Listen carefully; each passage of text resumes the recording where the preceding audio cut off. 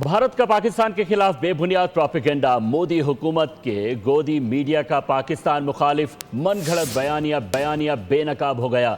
गोदी मीडिया ने military camp के बाहर धमाके का इल्ज़ाम पाकिस्तान पर धर दिया। भारत ने एक नाम निहाद मुलजिम को गिरफ्तार करके ताल्लुक पाकिस्तान से जोड़ दिया।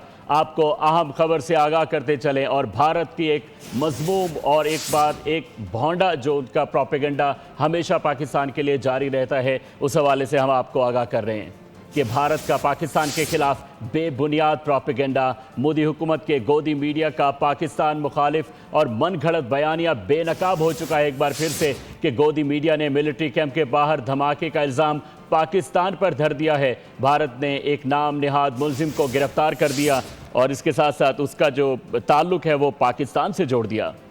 भारत का पाकिस्तान के खिलाफ बेबुनियाद प्रोपेगेंडा। मोदी हुकूमत के गोदी मीडिया का पाकिस्तान मुखालिफ मन घड़त बयानिया बेनकाब हो गया। गोदी मीडिया ने मिलिट्री कैंप के बाहर धमाके का इल्ज़ाम पाकिस्तान पर धर दिया।